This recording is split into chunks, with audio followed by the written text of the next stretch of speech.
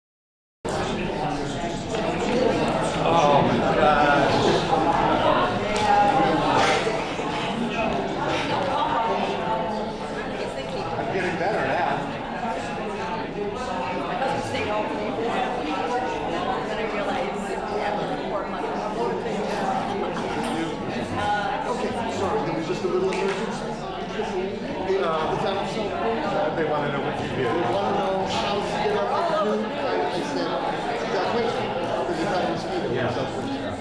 And I was like, just grateful that the news cameras are there. She wants to spray. Okay.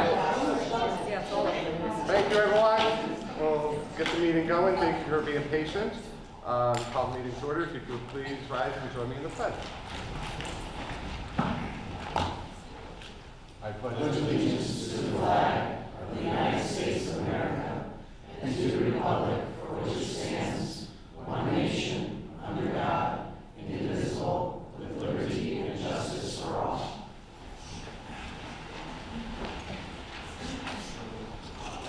We did our executive session. I am going to ask, and we'll move a couple things around. timing. We have a couple members that may need to leave early for certain reasons. So I'm going to ask that we move item 11.1, 12.2, and 12.3. Those three items to be moved up after the consent agenda. Do I have a motion to move those? Make a motion to move 11.1, 12.2, 12.3 to 6.2. After, before the 6.2. Yeah. Second? Second. Second. Comments, thoughts? All those in favor? Aye. Aye. Good, thank you. Okay, so now we will get into liaisons, interboard liaisons. We have Board of Finance here. Anything Board of Finance? Thank you for coming. Major appointed needs for the town. The building, the room for the library, there's some decent money left over, and I think they're looking to spend that to replace tiles inside the building, so I think that's good. They came in. The ceiling tiles? Yeah. Yeah, good. Good. Thank you. Council, no? Anyone else? No? Labor Union? Yes? Hey, Joe Holloway from EHA. I'm here as the building rep at the high school, and I'm the Middlesex County Director for CDA, and I just want to thank the board for allowing us to be here as part of this. Good. Welcome. Thank you. Yes. We also, another thing we're going to be doing on here, and I don't think anyone from the PTO is here tonight, any of the PTOs? They do so much with our schools and for the kids and the town and all of us. Whenever they have a chance to be at one of our meetings to give any updates or info to share, they're going to be here and they'll get the floor to say what they need to. So they will be here. And then we'll go to our updates. Start with Mary. So as we talked at our last meeting, the fall assessment window had opened and we are wrapping that up. So at each of the grade levels, particularly in the K-8 setting, there's a lot of initial assessments to help inform teaching and learning for the year. So that process is starting to close and teachers will move into the next step of that cycle, really analyzing that data, starting to make decisions in the classroom for long-term planning, something that they're doing in an ongoing way. While we're looking ahead to this year, we're also closing out last year. So we recently received from the State Department of Education the Connecticut Smarter Balanced Assessment results. The individual student reports were delivered to the district. They're now in the hands of the schools and we'll be mailing those out later this week, along with additional information on how to process that information and as a family to look at that data. We also have a number of professional learning initiatives. In addition to our professional learning days, we look at embedded professional learning for our teachers. And so, as you know, a major initiative has been literacy at the middle school. So next week, those teachers are going to have a chance to check in with the literacy specialists that we've staffed at the middle school now and look at how their launch of Readers and Writers Workshop went this September and plan ahead for the next quarter. We have some new assessments that they're using to inform those units, so we're looking forward to helping them roll those out. In addition, we have math supports. Math Workshop is a major initiative, K-8, and so we're finalizing the schedule of that support as well. And whether we talk about our kindergarten teachers who last Friday, I mentioned this to you at our last meeting, they were looking at our new phonics program that we rolled out in first grade and we're adding on K this year called Foundations. They very excitedly took the opportunity to engage in some learning around that tool and have already launched it with our kindergartners and are very excited in the early days. And all the way at the other end of the continuum, AP courses have received some updates and teachers are starting to connect with that new learning, so they're making the appropriate plans for our AP courses at the high school. So from K to 12, a lot of exciting things going on. Schools, who's up? Memorial. As Mary alluded to, our fall diagnostic through the iReady platform is almost done. Randy and I are looking forward to that process wrapping up because it leads to a lot of great, rich conversations with our teachers around that data. We have a lot of other data platforms that we'll use to have some good teacher goal setting meetings and start targeting our instruction to help the learners based on the data we have. Our instructional data teams at Memorial are up and running, and this year we have a focus on student work analysis to help drive our SMART goals, and teachers are actively implementing portions of the math workshop already under the guidance of Andrea Winarski.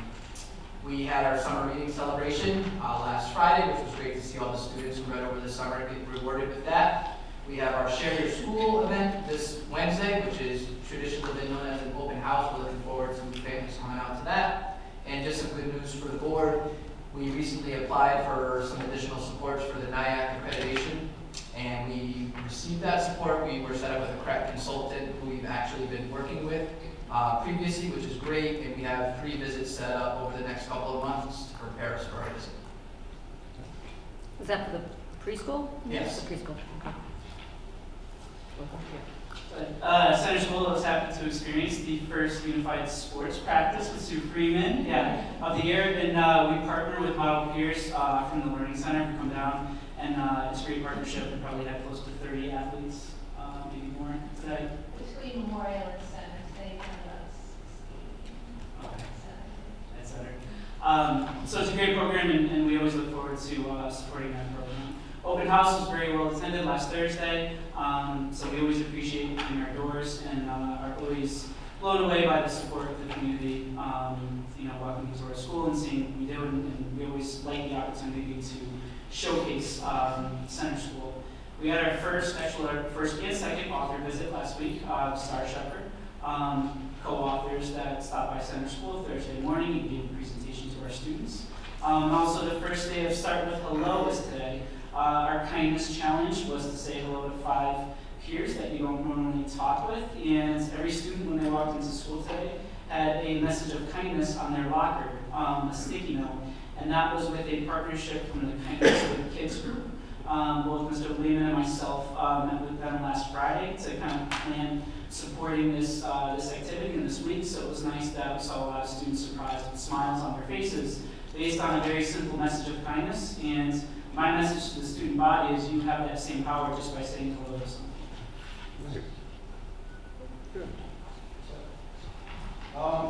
Let's see, we'll start off with Hampton Fest. Hampton Fest was last Friday. Although there was a lot of hubbub about it, we I think did a pretty good job of managing the scramble and the justice schedule. I wanted to thank the PTO in particular, as well as our athletic director, our coaches, Mr. Smith, Chapman Health. Everybody kind of came together and made sure we did what was best for kids and the safety of our spectators, kind of condensing the event. And honestly, I think I did not hear one person complain. Everybody was extremely happy with the way the event turned out. So kudos to all on that. Open house, also very, very well attended, and we had some really great discussion with, in particular, one group of parents that wanted to talk about grading, and I said, I can't think of anything better than wanting to talk about our grading systems and really starting that dialogue between parents, administration, teachers, and believe it or not, kids were involved in this conversation as well. We're looking to continue that, and we're planning a parent night in the upcoming month to revisit and make sure that we're addressing anybody's questions. Start with low, which, as Mr. Sullivan said, we had sticky notes on all our lockers coming in this morning. Got some great photos of that. Kids all throughout the day were kind of sharing and exchanging the notes, and it was really well received. Staff said that the kids were really cute with them, so it's nice to see that. United Way, just wanted to publicly thank them. Donated lots of materials for us, supplies for students that we're going to be identifying students that maybe have some needs and trying to make sure that we get the supplies in their hands. And lastly, summer reading challenge.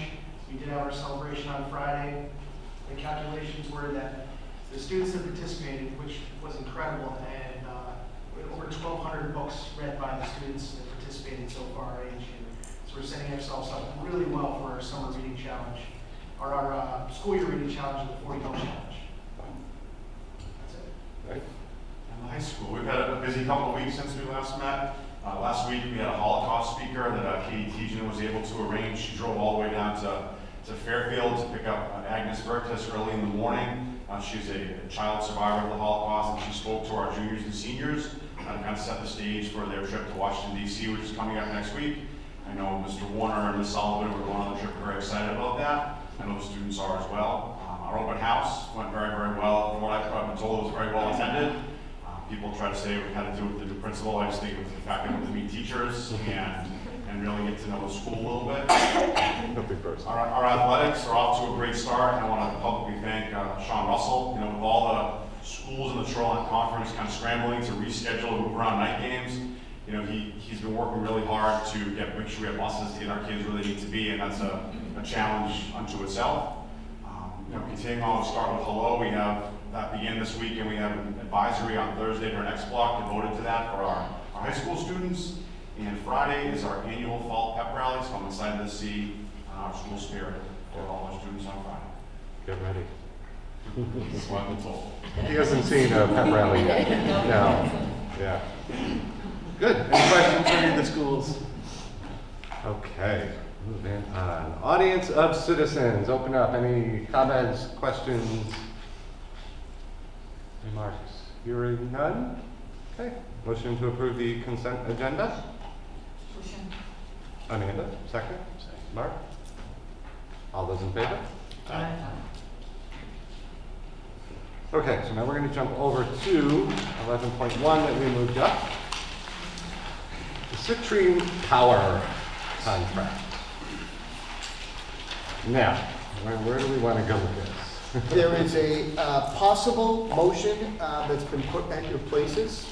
There it is, yeah. Town council will be discussing this tomorrow evening. So last week, the woman from Citrine that was at our meeting, was at the Board of Finance meeting, had an abbreviated presentation for them, more of a, I guess, informative, keep them in the loop of what's happening. As Paul said, tomorrow night, the council has this on their agenda. So we have options. I think as she explained in our presentation, we could join it, the town couldn't, we could both join it, neither one of us could. There's options. But what I didn't realize that came out at the finance meeting, her statement was that either way, whether the town goes along with this deal or not, they're going to build the solar farm there. It's private land, they're a private company, they're going to lease the space, they can build it, and then they can sell it to other towns. Doesn't have to be East Hampton. Upon approval of the state. Well, it's going to go through the whole siting council, and yeah, there's lots of, Building the state, yeah. yes, Sorry. but assuming it all goes Yeah. through, that's what would happen. So, anyone want to open it up? Comments, thoughts? I mean, the motion we have here is to support it and have the town manager negotiate the contract.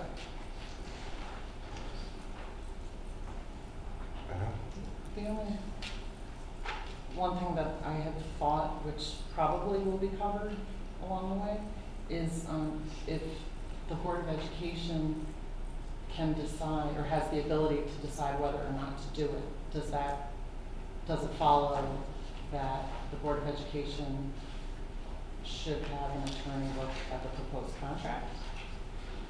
Or, I don't know the answer to that. No, It's my just- that's just understanding a thought. is the contract is being reviewed, and Karen, I didn't see you back there, I'm sorry, you can help too. The contract is being reviewed by the town attorney, not the Board of Ed, but the town's attorney. But from what we Would heard that be the other shared? night, didn't you tell us at our meeting the other day that the town attorney is the same attorney for Citrine? And that Citrine will not be using that for this contract. Okay. They're gonna get a different attorney. Okay. So the So that'll town be different. attorney is Okay. very familiar with this company and their contracts, so that might be an advantage for the town. Karen, anything you want to add about this, new developments or anything? I think for the contract that we were provided, was the town attorney was the attorney for both parties. However, I think the motion does state that we would get the town's commitment that we would receive a positive financial benefit. So we could put the ball back in their court to assure us. Yep. Yeah, I mean, that's the only reason to do it, because otherwise Oh, yeah. we would need an out clause. And there are ways to get out, yes. Yeah, I mean, if that was our overriding concern, that we receive only a financial benefit from it, then this sentence, which, you know, I haven't seen what's till now, so this sentence does take care of that. I mean, I don't know what else could be in the contract, but.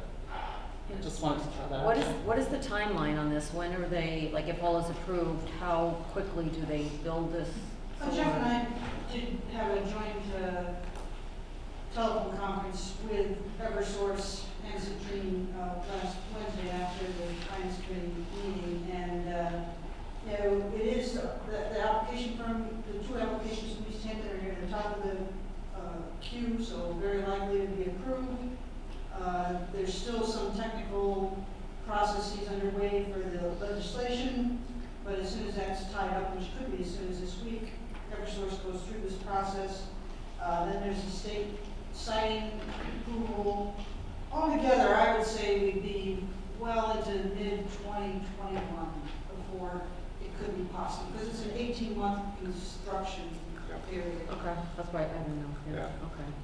So we're not talking about next year's budget, we're No. talking about like Yeah. a year after. Yeah. Anyone else? Questions?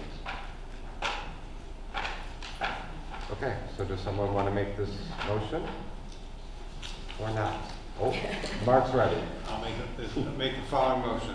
Upon support by the East Hampton Town Council authorizing the town manager to negotiate and execute an agreement with Citrine Power LLC, Board of Education will participate in virtual net metering credit with the understanding that the Board of Education will receive positive financial benefits throughout the period of the agreement. Second. Any other comments put in?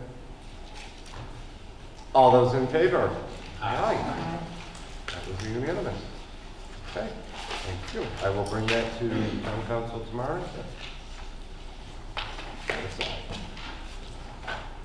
All right, the second item moved is 12.2.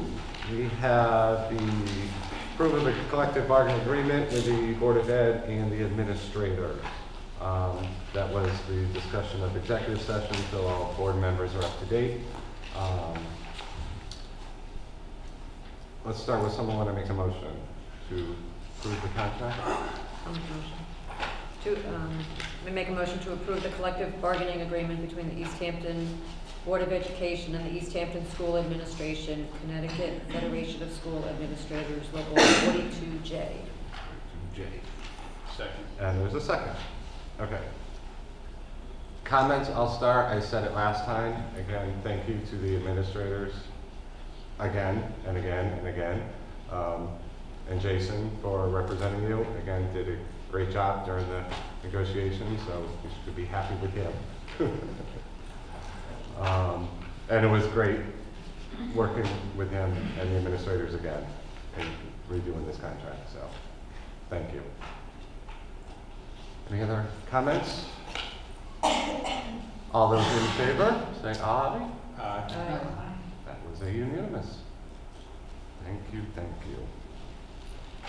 So the timeline is we will sign that tonight, Jason and I, and it'll get to the town hall tomorrow morning, which starts their 30-day window to either take action or not, but from my understanding, it is on their agenda for October 8th.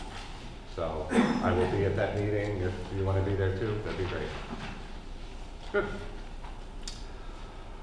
12.3, approval of the vaping detectors pilot. You're gonna have to convince me, since you moved this way up, we have a lot to scroll through to get there. Okay. Quick clicker. I'm gonna ask Mr. Werner, who's done some research on this. Basically, there's a monopoly right now on vape detectors. It's a company called FlySense. I'm giving you the price of what a pilot would be for 2 devices at this point. I know you'd like more, however, with this year's budget, all we could do is put together pilot costs. Mr. Werner, if you would just give us a 30-second explanation.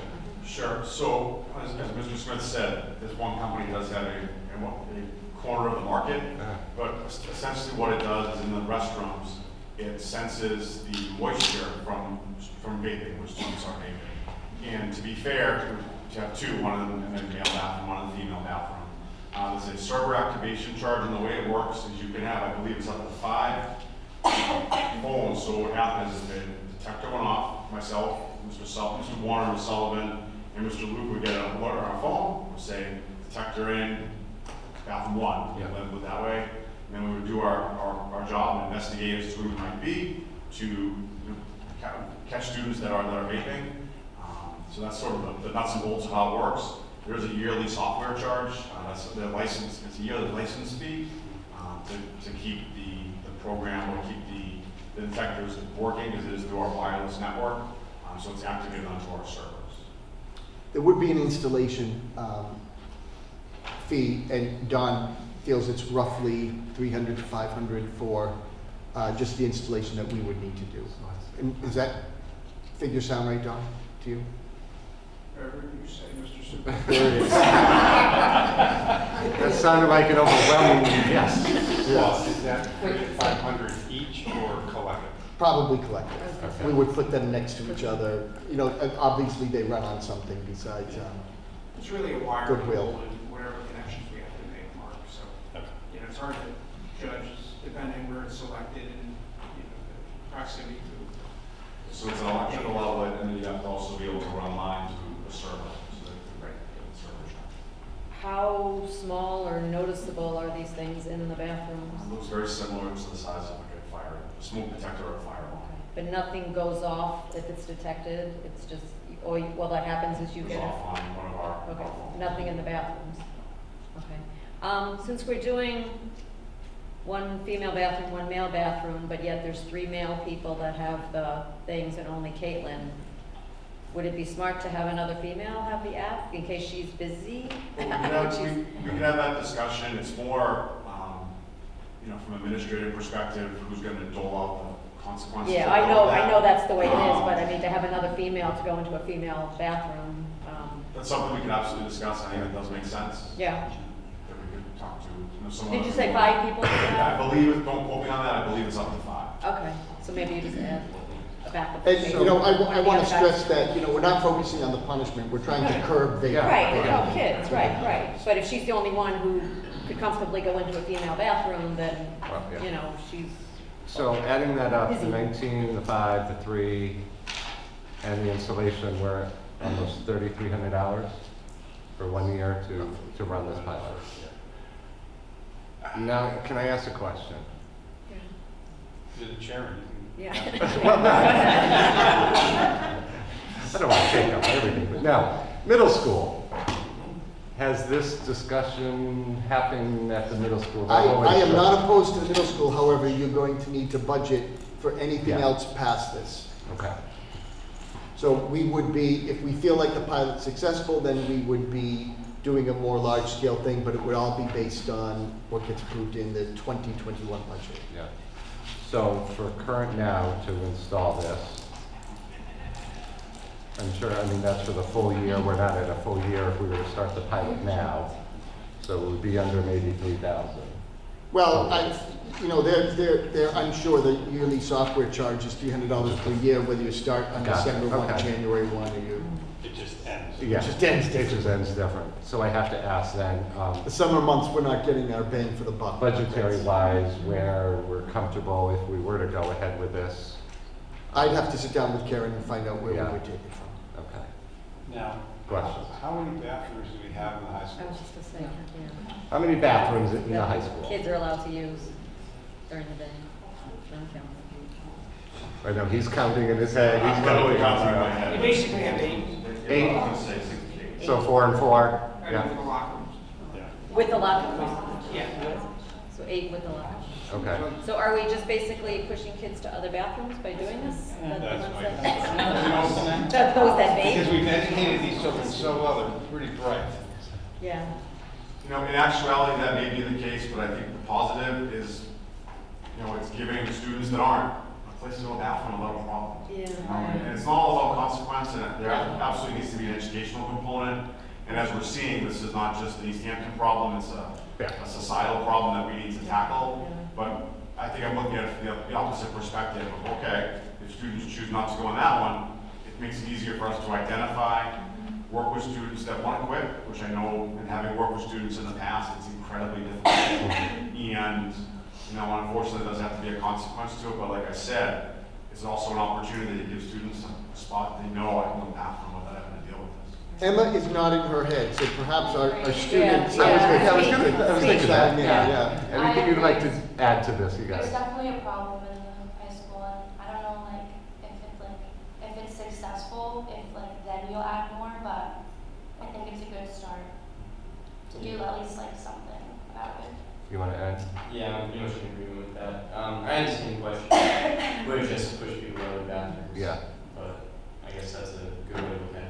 Yeah, okay. What do you think the, just, I don't know, percentage of the population of kids who have tried vaping or are vaping or?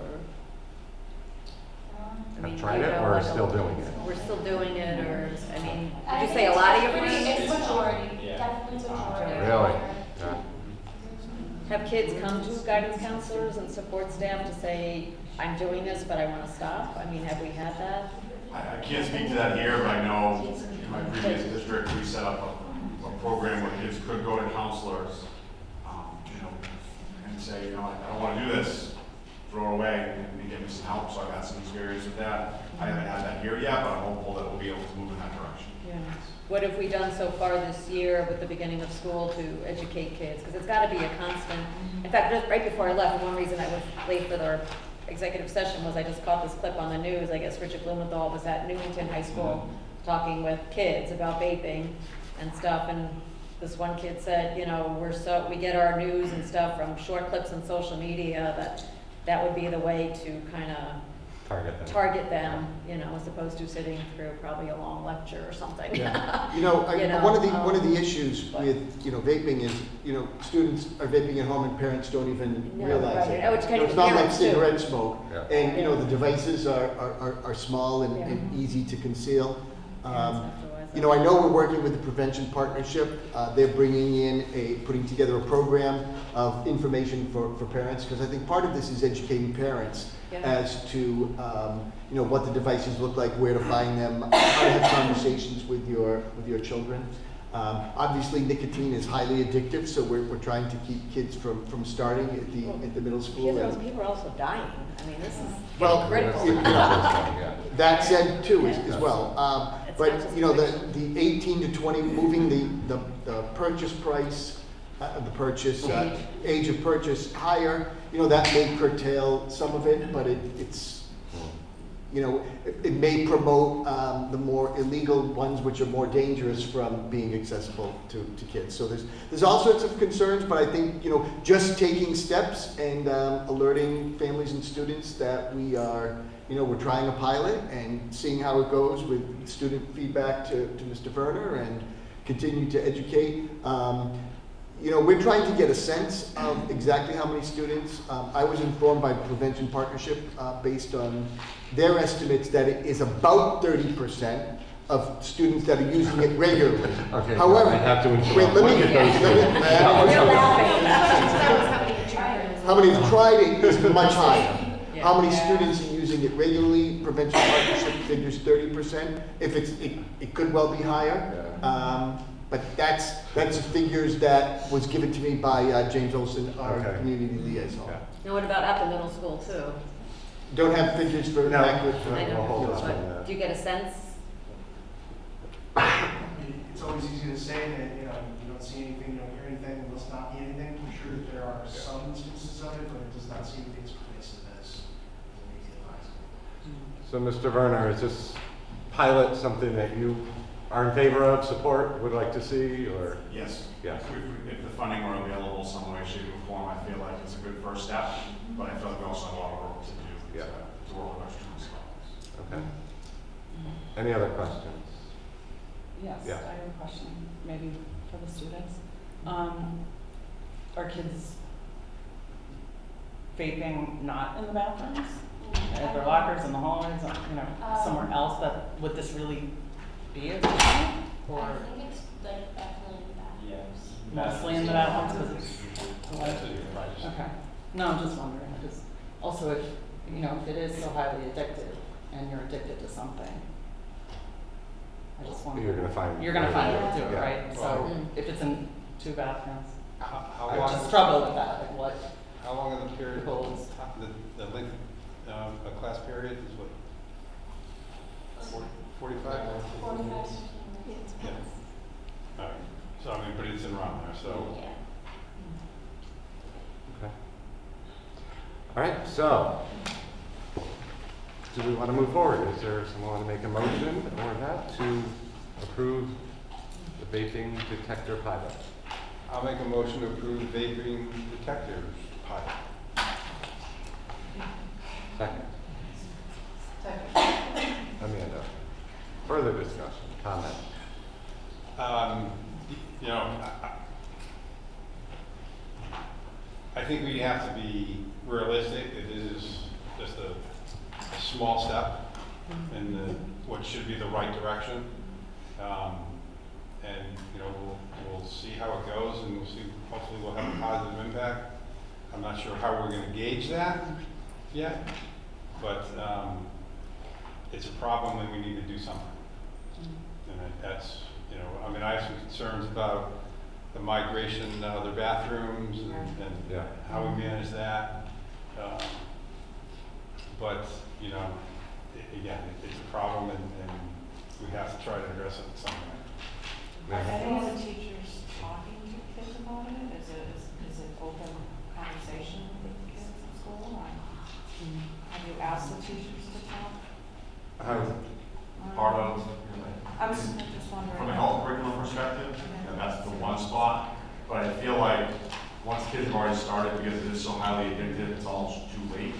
You know, and we can educate kids all we want about, but once they're addicted, they're addicted. I think we have to look at it from that perspective as well. That's when you need to start getting some kind of help. So maybe like start something in the middle school about it. Right. Probably more. Prevention. Amanda? These detectors, is it possible to move them periodically? Like it's in one bathroom and then? Not without the wiring and the connection to the network server. You almost have to wire every place you go. Yeah. So no. Tell them to No. work on it. When would this happen? When would this be That was done? going to be my question. And when would we evaluate it? Yeah. The effectiveness, whatever that might be. Well, What do you I think think about you're that? probably looking by the time we get them and get them installed, it's about a month.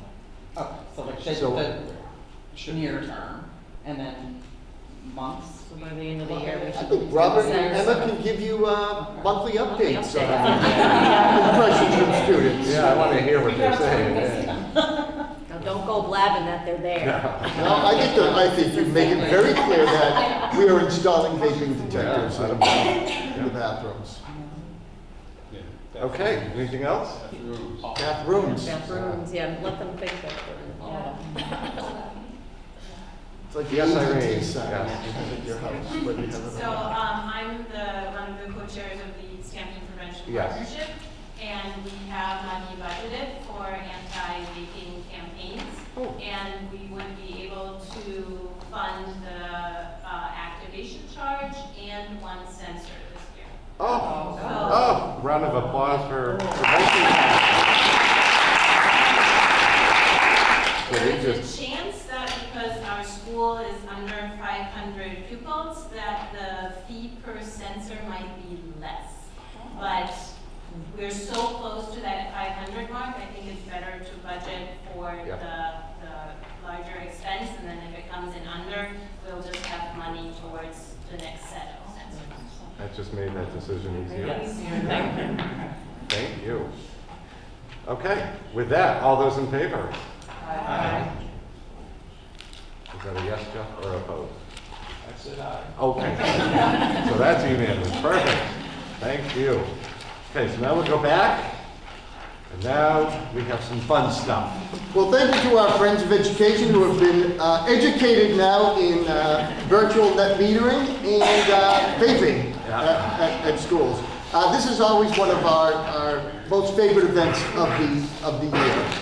We take time each year to honor staff, and we take time to honor various students. But this is our meeting where we honor members of our community who have gone out of their way to just support the involvement of the students in everything that is positive about education. So we have several presentations tonight, and we're going to start at the school level with Mr. Gonzalez.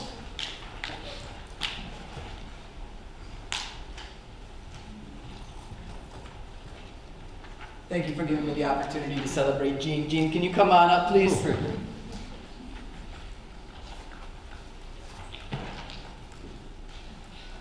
This year, the Special Friend Program was lucky enough to welcome Jean as its newest member. Jean was a perfect addition to the program. She stepped in ready to support all children. Each day, Jean would greet her students with a warm smile on her face. She was able to connect with each and every child immediately. Jean has a unique way of identifying individual social and emotional needs through connection. She addresses these needs by ensuring optimal learning and development for each child. Jean has a way of bringing out the best in students. Those who engage with her find security, increased self-esteem, and positive attitude, bringing them joy and allowing them to be more ready to learn. Jean's obvious love of children is truly a gift.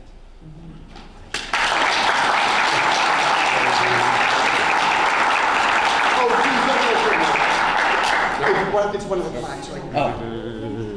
There it is. Yeah. Good. And if you, Irene, if we could just have a picture of each recipient. Thank you. Right in front of Randy. Randy, come on down.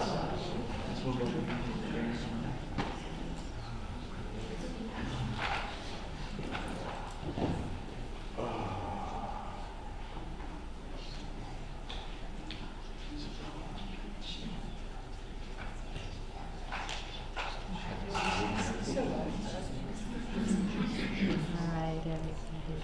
1, 2, 3, smile. And take one with a flash as well. Oh. Okay, good work. Thank you. Thank you.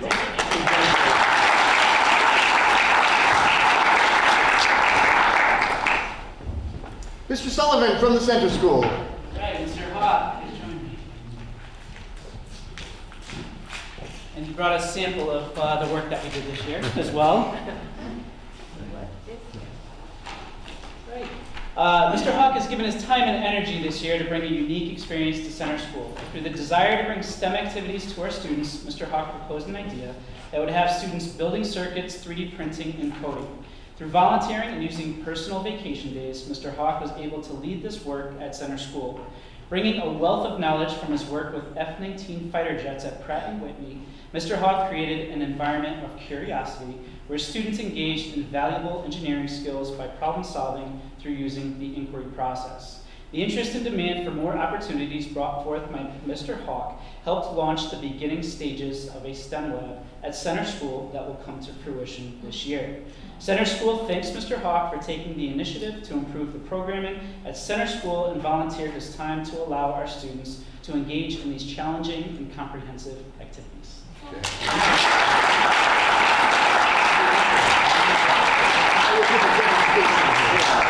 So it just has a simple program in it right now. It just walks forward, but the kids could use MBlocks, which is like a scratch computer language that allows them to drag and drop functionality.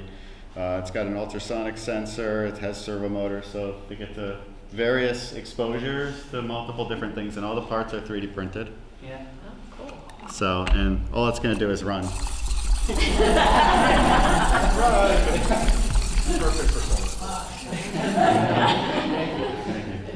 How many lines of code does it take to get it to run?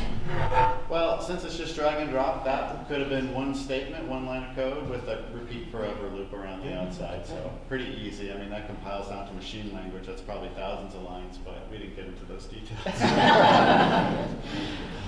you very much. That is absolutely awesome.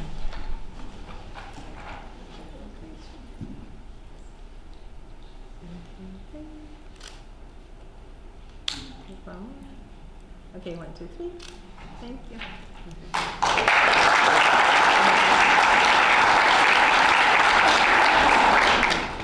And Mr. Lehman, I know you have a guest, and Mr. Searles, I think, is going to introduce our friend of education.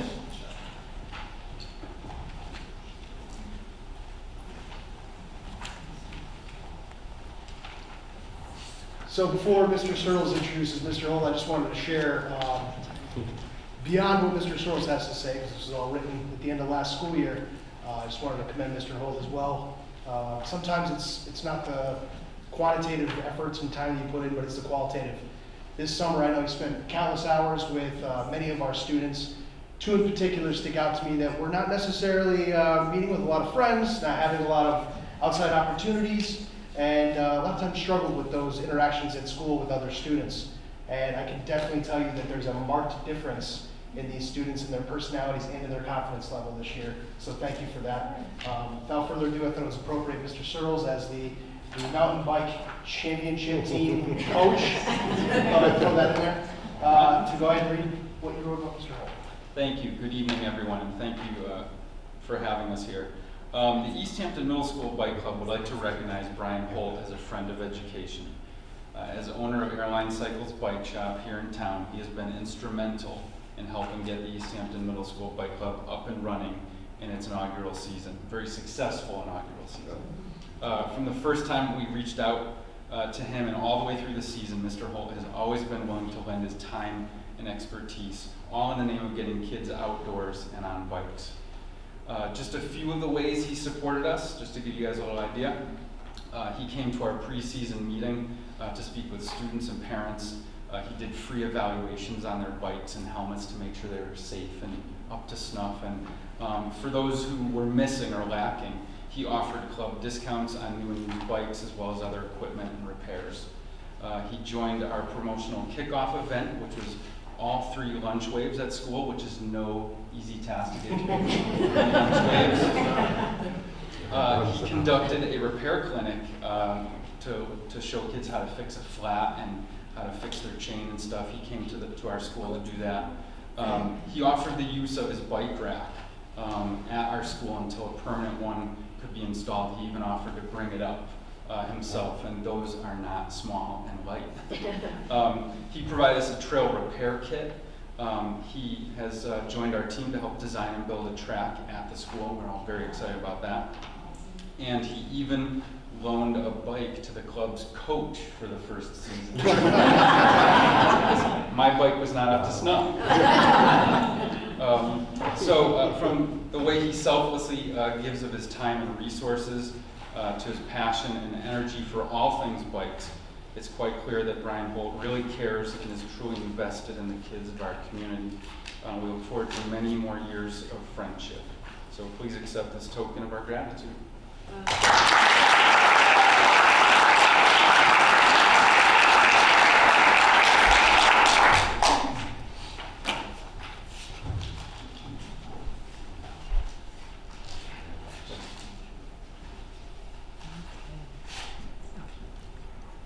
One, two, three. One more. 1, 2, 3. Thank you. Everybody's taking pictures of you. Thank you.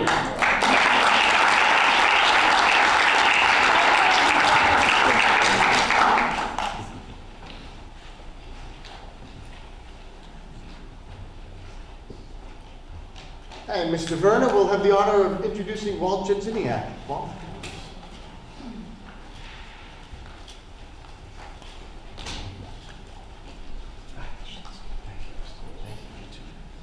So Walt Jedziniak has been an invaluable member of the East Hampton High School Music Booster since its restructuring in 2014.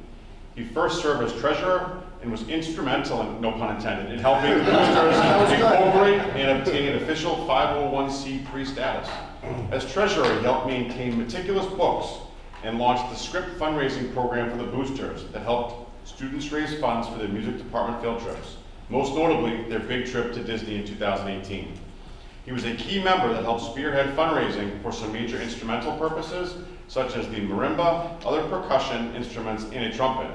He is also a professional photographer and has helped to document many a performance, taking videos of all East Hampton High School concerts for the past 3 years, as well as taking photos of countless parades, events, trips, and cabarets, as well as some group yearbook photos. He not only led his photographic talents to the music boosters, but to other groups like the girls volleyball team, for whom he created an exceptional team photo.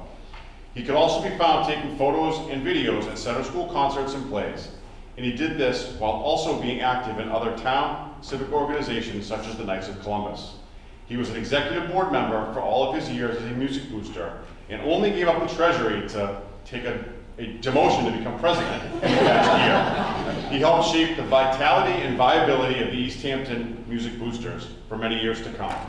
The Boosters will miss his steadfast leadership, but look forward to welcoming him back in a mere 3 years, his youngest child at East Hampton High School, as a member of the class of 2026. Thank you all for all of your dedication to the East Hampton Public Schools, but especially to the music program.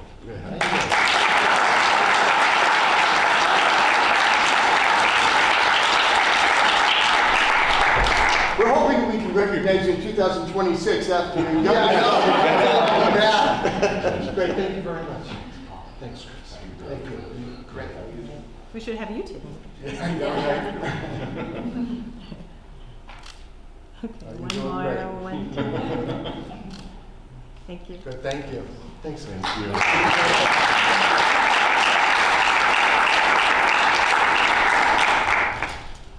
John Howard is going to introduce you to a friend of the East Hampton Public Schools in general, but in particular the Center School, and even more particular than that, our old Center School boiler. Yeah. Lee Taylor. Okay. Wait, come on up.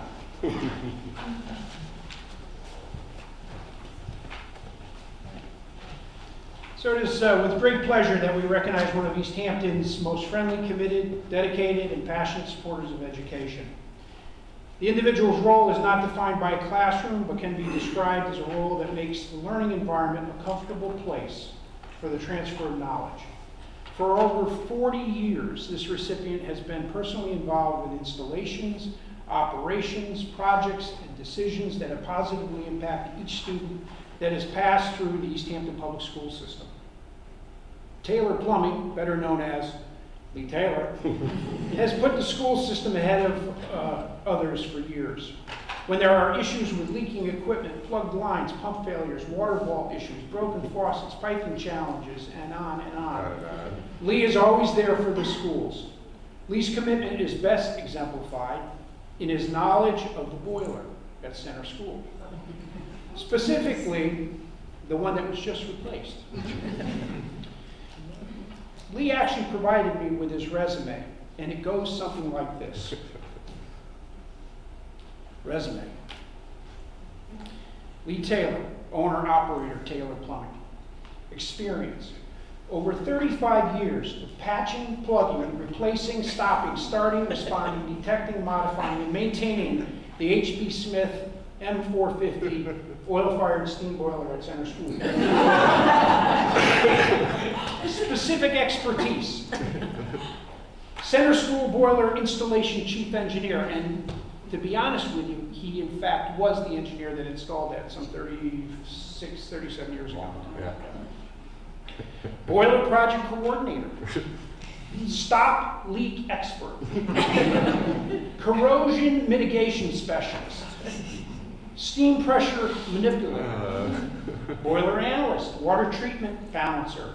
Accomplished steam hammer and sound reverberation expert. Chris knows when the whole thing shakes. Pump replacement authority. Steam blowdown operator. Technical advisor. Thank you, Lee. Yeah.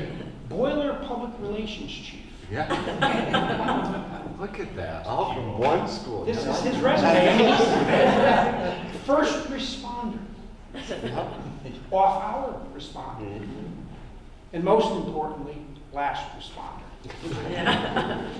Lee, thank you from the bottom of my heart for your personal friendship.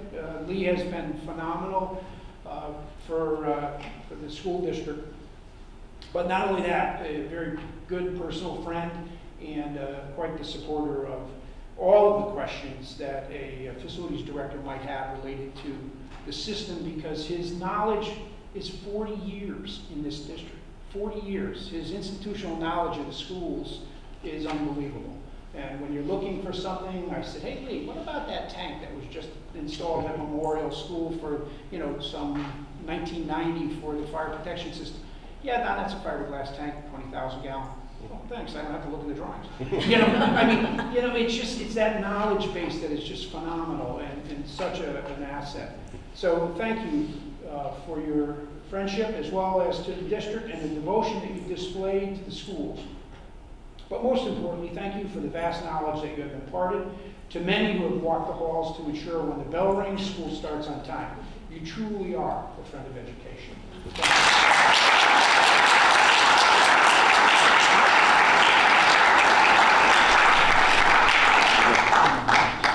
You gotta do that one, you have to. So my favorite story is having arrived in East Hampton in January of 2016. About 2 weeks after my arrival, Don comes upstairs to my office. It's about 5 o'clock at night, and he says, center school boiler turned off. And I said, well, what's the issue? He said, well, this could be it. This could be it. It may never start again. I said, well, what do you mean? He said, well, there's good news and there's bad news. We had the right man on the job, Lee Taylor. But Paul, that center school boiler, I mean, I gotta tell you the history of this thing. So I got educated in about 30 seconds as to the impending death of the center school boiler. But Don did get good news. He said, you know, they don't make parts for it anymore, Paul, but Lee has found a junkyard in New Haven that may just have a part that we can use to repair the boiler. Now, we ended up with no school the next day at the center school, but in all those years that I was here, 2016 to now, even though it turned off a couple of times, Lee was always able to be there at 4 in the morning if necessary and getting that boiler up and running. In fact, even if it didn't turn off and we were gonna have a cold spell, we knew that Lee was on the job. So we felt it only appropriate that Lee should have a little piece of that boiler. And we've attached it to this plaque with H.P. Smith Company Incorporated, a little piece of the boiler, for 37 years of being the center school boiler chief patch and fix-it engineer. The boiler is gone, but we still have Lee, and we still have a little piece of the boiler that we're happy to give to him.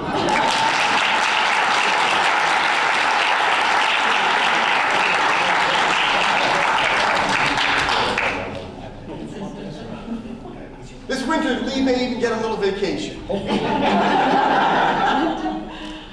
more. Thank you.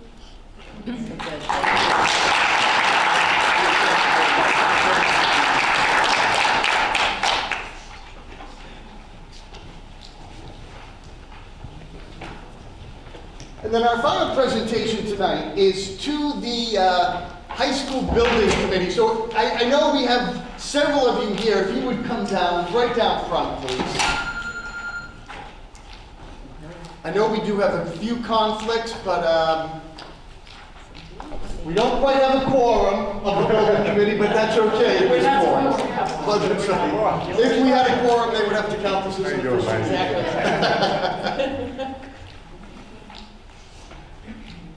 But I am very happy to introduce you to the, first of all, a committee that deserves a tremendous amount of appreciation. And I do have a statement that I'd like to read. Every 30 to 50 years, a town commits to renovating an existing school or building a new school. It's very complex when you try to do both at the same site, renovating and adding on new additions.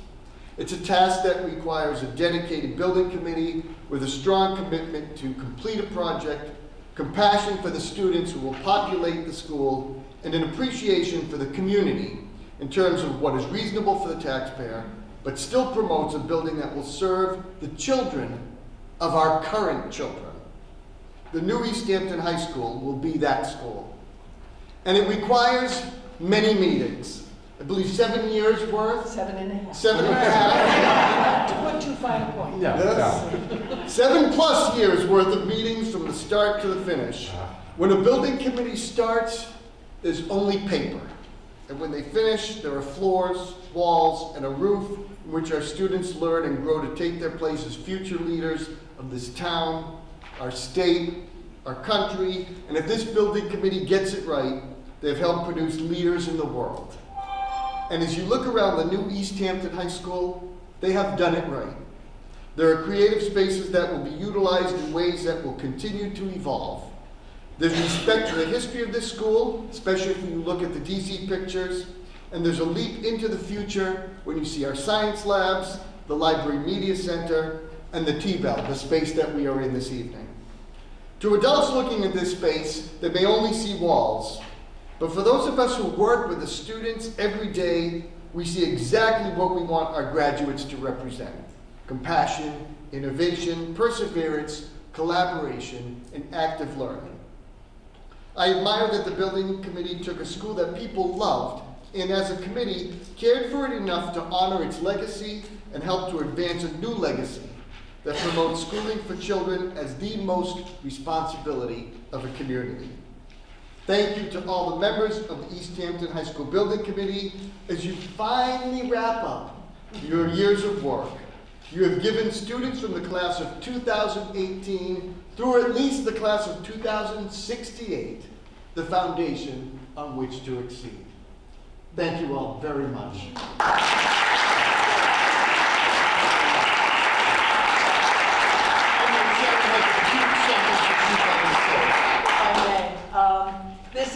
I once said this was a labor of love for this committee, which is not to say that we didn't face challenges we didn't expect or issues that the resolution of which was not certain. But in all of that, we worked together and we had help from a number of professionals we couldn't have done without it. Don Harwood was one of the people that assisted us, and we are very proud of this and very happy, and we are very, very happy to receive this award, and we thank you for that. Thank you very much. We have some apples for you to remember this project. Before you Just be careful, they are not. Am I in your way? Michelle's not here. Michelle is teaching a class Yeah. tonight. Let's see where we got here. Yes. Not everybody is here, but the names are Yeah. posted on, Oh, here's on the Sharon. board.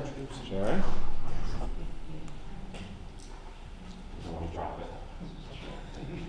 Thank you. Michael. Deliver them right around. Yep. Mike. Yep. Tom. Tom's it. Yep.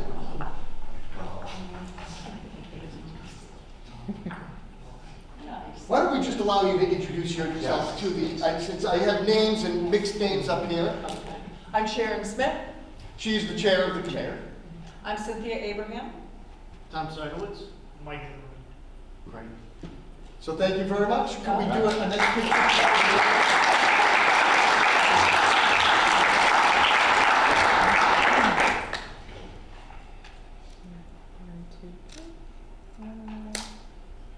One, two, three. Thank you. Thank you. Thanks very much. We will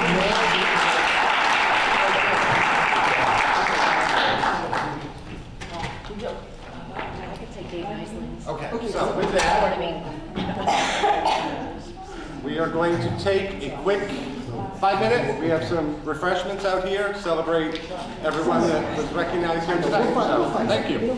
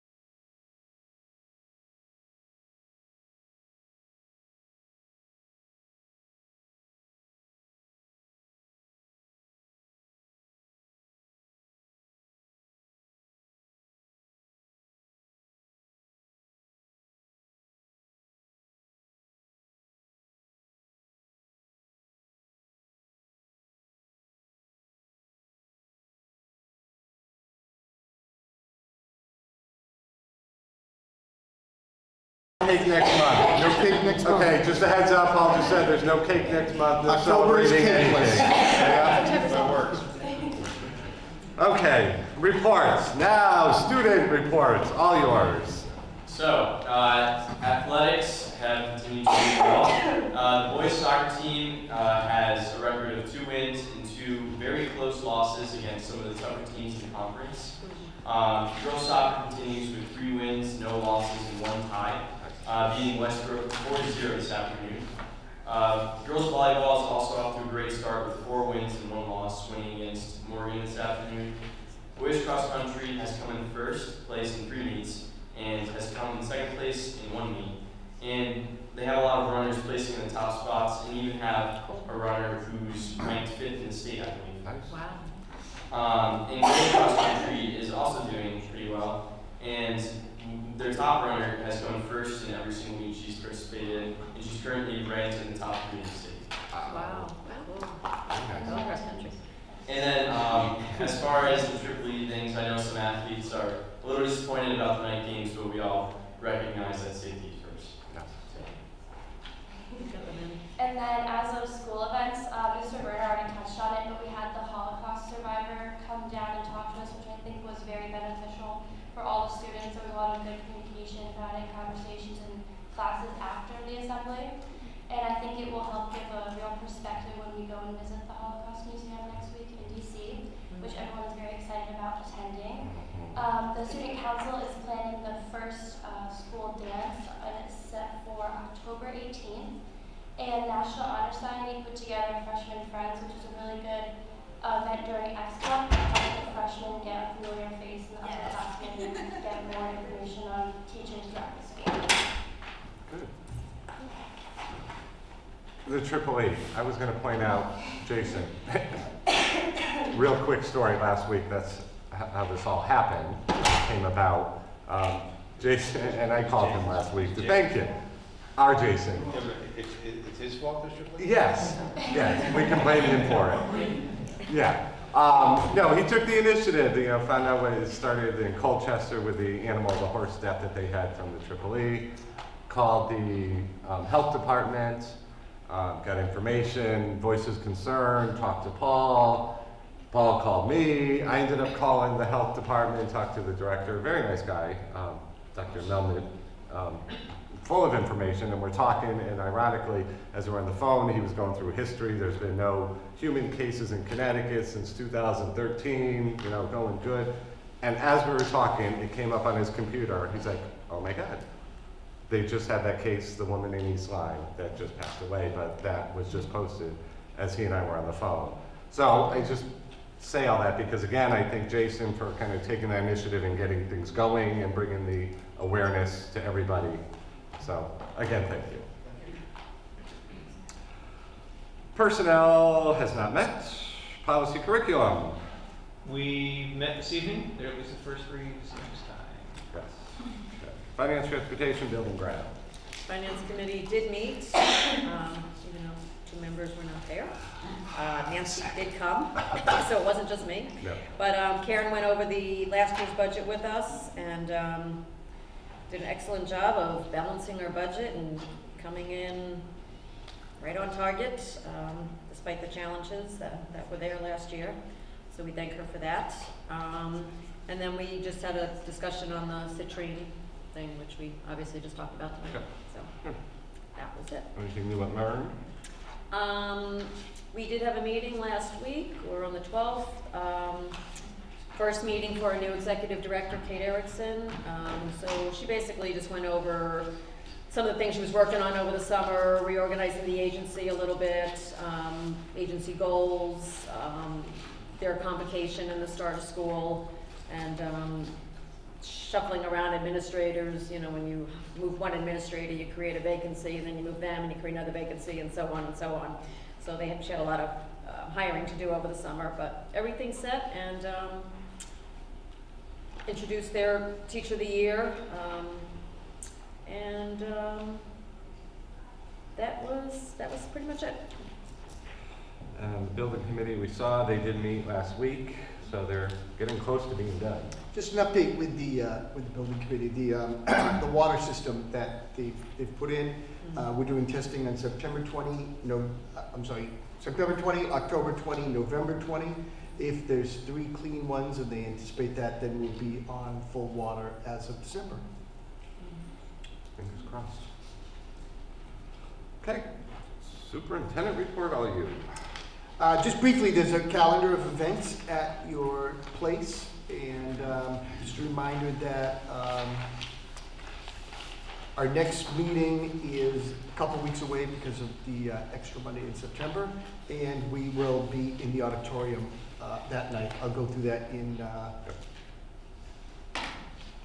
I'll give you the details as we go along. However, this night we are encouraging all town officials. We've sent out invitation for our Board of Finance, Board of Ed, and the Town Council to come and comment at the end of the invitation. It's not a question and answer session, but I think the information that you'll get from the administrators on the academic state of our school, what we'd like to improve, and where we see ourselves in the next 10 years should be some good fodder for comments from anybody that attends. You may wish to open it up to audience comments, depending on how late in the night we are. You and I will work out an agenda for that, because it is also your meeting. Though we are scrapping most of the agenda just so we can do that program that night. In regards to Triple E, the story continues. After we heard of the East Lyme incident, we decided that we would curtail all evening events. Knowing that Panther Fest was 2 days away and that we were about to begin the season of evening soccer games. So we're hoping that we get a frost pretty quickly, though they're predicting a warmer than average fall. Not next week, that's for sure. And our goal would be to schedule a couple of games in late October, November that may have been day games, push them to night games, so the students get a chance to play When it's nice and cold. under the lights. Well, I know, but you know, we're doing our best that we can. You are aware that we did spraying, and if you're not, you haven't had your TV on, because every news channel seems to have decided that the fact that we're spraying our tree lines is some really fascinating news. Slow news day in Connecticut. Very slow news day, and then the cycle continued. They were filming the spraying this morning, and it just is the story that just keeps on giving. So East Hampton, where we technically have not identified a mosquito or had a case, Haven't even done testing here. is more interesting than East Lyme, where there's an actual case. So let's hope that the news has found another story. But if not, we'll continue to be on the news. They're getting the name East Hampton out there. Okay. We are going to turn the program over to Rod at this point, and I'm just going to load there. So something fell out of your packets.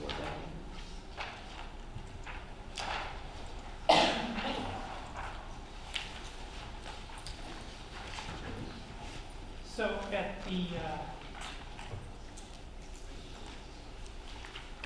You've got the clicker. so at the end of the last school year, Sue Freeman, who is our physical therapist with the district, does unified sports, as you heard earlier, and also has an extensive background with Bertha 3. Sue came to me and notified me that the state was putting out an RFP for Bertha 3 programs, and is encouraging districts to complete the RFP and for school districts to run Bertha 3 programs. So over the summer, Sue and I visited Cheshire Public Schools, which is currently the only other district in the state that's running Bertha 3 programs. We visited them. Sue, who has an extensive background, knew of people, so we visited a former Bertha 3 director and gained a lot of information. And then just last week, I was at a Bureau of Special Ed meeting with the State Department. I went to a breakout session with Bertha 3, and they talked about this a little bit. So I went up to them and talked to them and said, you know, we're going to complete the RFP, and I said, in fact, our physical therapist is leading the charge on that. And she said, Sue Freeman? So Sue's been calling to get as much information as she can before the RFP opens. I asked Sue to come in tonight, and she did a little PowerPoint for you all to share about the benefits of the school district having our own Birth to 3 program, and also the need for a space and how we could use 94 Main Street to run the Birth to 3 program in district. So, Sue? All right, thanks for having me. Having worked in Birth to 3 and the school system, particularly in the preschool here, it's so exciting, the thought of bringing a Birth to 3 program into East Hampton and the benefits that our community and our families could see from it. So just a little bit about Birth to 3, it's Part C for children from birth to age 3 who have been identified with disability or developmental delay. And really it's a family-based approach. The whole premise of Birth to 3 is to help educate and assist families so that they can better help their children. It is a home, natural setting program, so there's no classroom services. The therapies and the services are provided either in the home, daycares, community, wherever the child would naturally be during their day. Currently, children in East Hampton up to age 3, when they receive their services, they're getting them from programs that are based outside of East Hampton. And those providers come into a family's home, sometimes on a weekly basis, for it could be up to 3 years, and they're creating those trust bonds and the relationships with those families. And then we're asking those families to bring their children and drop them off in a preschool, where the face-to-face contact is drop off and pick up and some meetings throughout the year. And by the time our teachers in the preschool get to know these families and children, they're nearing age 3, and those relationships haven't been developed. So our vision is to bring a Birth to 3 program right to East Hampton, along with 10 surrounding towns, so that we can provide that trust and the relationships. Some of the benefits, the primary one is for the children and the families, so that they have that continuity of service. The relationship with East Hampton Public Schools starts right at the beginning of their journey with a child with special needs. It's invaluable, that face-to-face contact. Being in the homes, you almost feel like you become part of their family. They see the providers sometimes more often than they see relatives. It also helps the staff at the school. We've had many cases where you get the reports from the Birth to 3 providers, you meet the kids just before they turn 3, and then they enter our preschool at Memorial. And what was in the report and what you saw at a glimpse isn't necessarily who that child is. And then we're scrambling to provide what the child really should be having. If we have the staff that's working with that family for those years, we're going to know them well, we're going to know what they need when they come to preschool, and be able to provide for them much better. And the purpose of having surrounding towns in our RFP that we'd like to provide services to, as Rod said, right now Cheshire's the only public school that has a Birth to 3 program, so no one around here, no school system is currently providing. We have programs in our elementary school that are established for children with either behavioral or developmental needs that provide a service that other towns don't necessarily have. And we have children from other towns coming into those programs, which is great for the kids, great for the families, great financially. Having kids from other towns in the surrounding areas in a Birth to 3 program, we can expose them to the greatness of East Hampton Public Schools. And if it's a child that might benefit from STARS or the ABA program, we can educate them that that is available, and should it be something that they'd like to explore more, it's at their benefit. And we believe that the program can be financially stable. There's been a lot of research this summer with the Cheshire schools, other programs that are currently running. We've benchmarked how they determine how many children they're going to service, what the staffing will look like, and how they make those two meet so that you have a financially positive program. And we feel really confident that we'd be able to do that based on the numbers of kids that would come in from those towns. So, the RFP is supposed to be released in October. Once that happens, we'll submit the proposal. And as Rod said, they are hoping that school systems complete the RFP. There's no classroom space needed, but we will need space for office staff to work, to hold meetings. And we would love to have a family resource center where families can come in.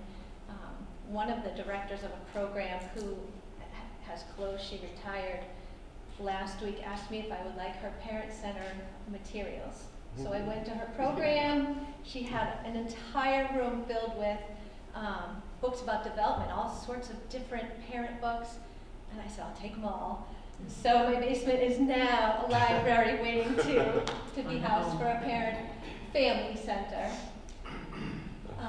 And we feel that 94 Main Street would be an ideal spot. The lower level would be great for office staff meetings, and the conference area would work perfectly for the Family Resource Center.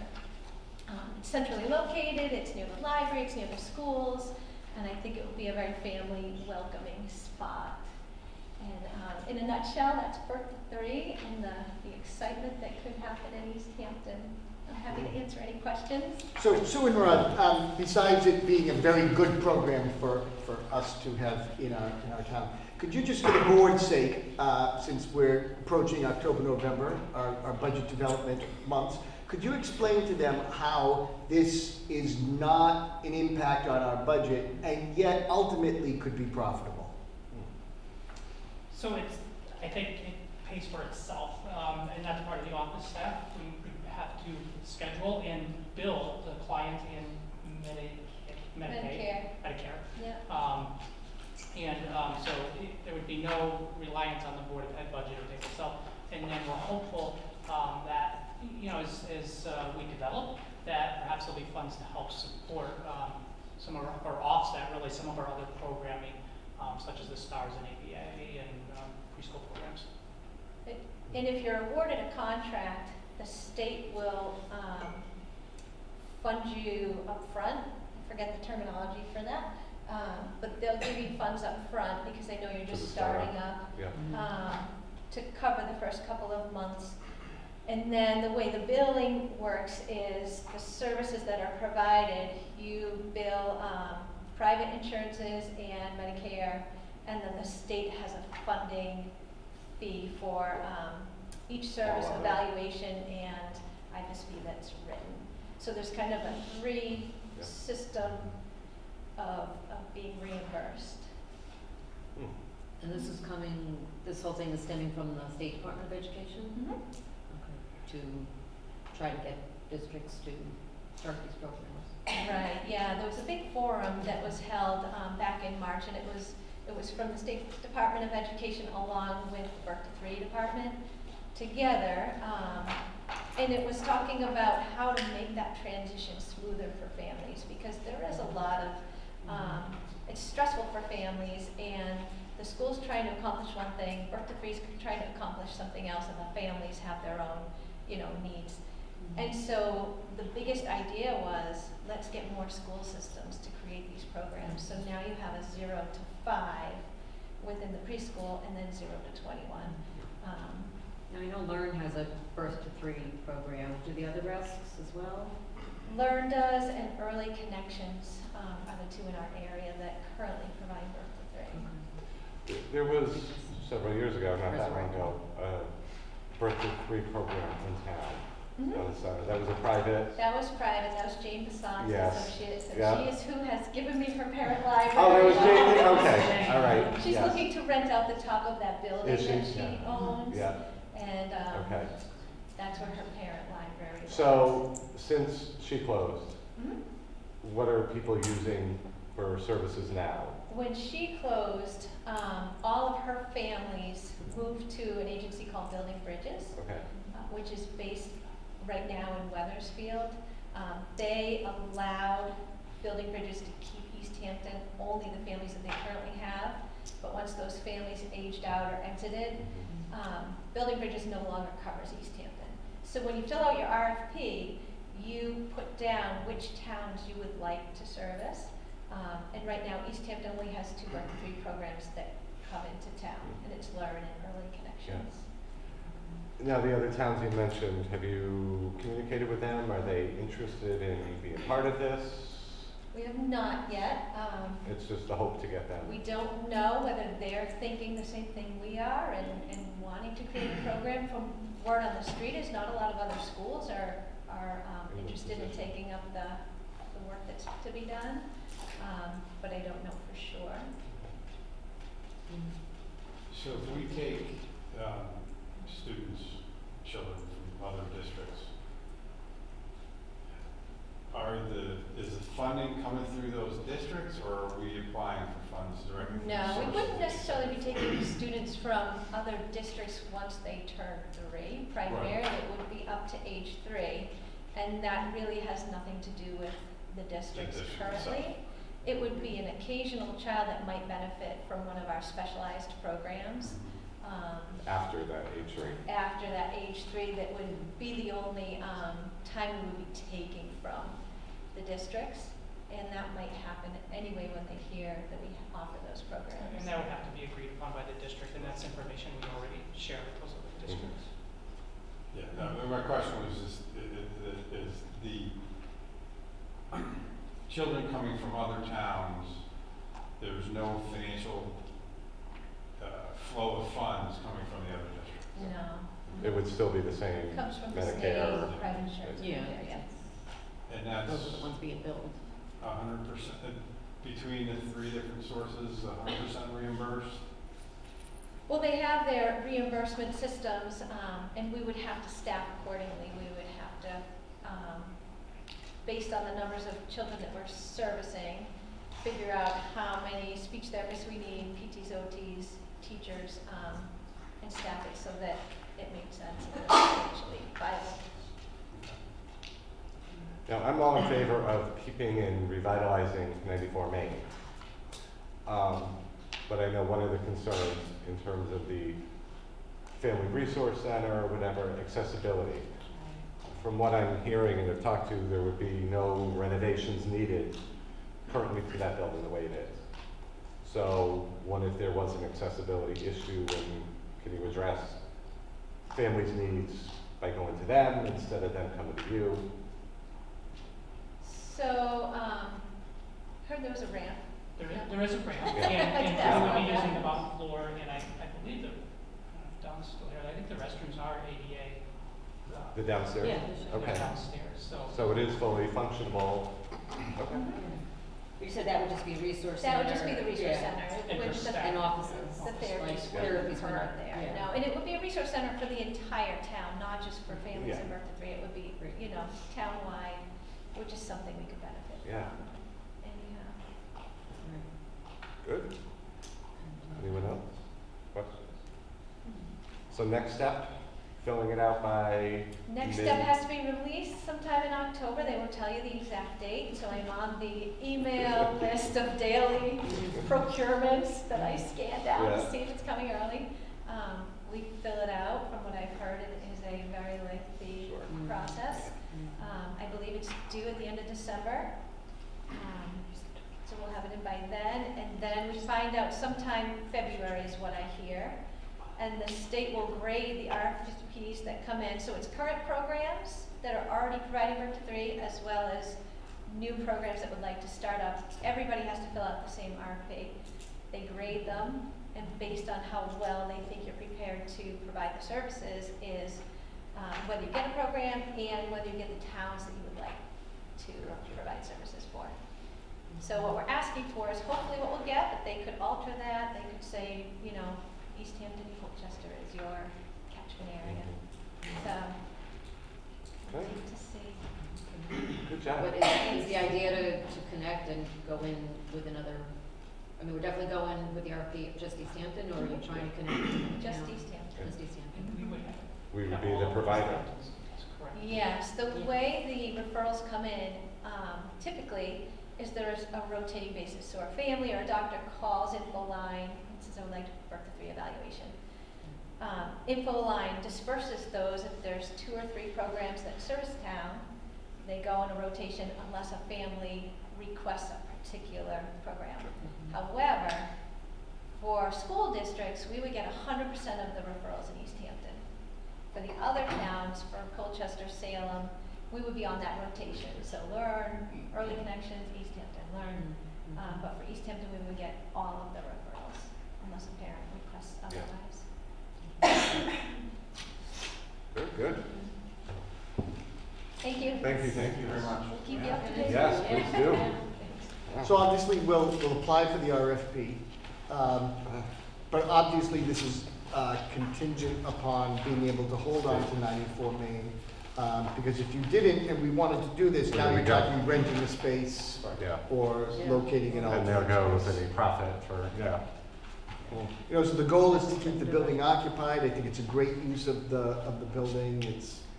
It's a historic building. I'm not sure that it's. So how about this? Yes. I had a thought.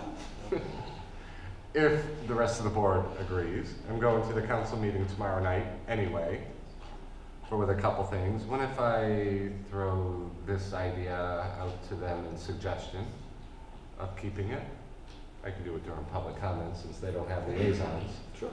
Well, then maybe if you don't get shot down, we could do a more formal presentation on October. But present 8th. the idea. Yeah. We'll float the idea. So There's no harm in it. No? Is that okay with you guys? Okay. Think about it as questions. Yep. Okay, will do.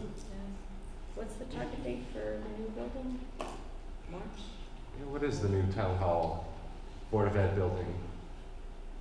Spring, that's all I heard. Spring? Next Spring. Yeah. Does anyone here know? Yeah.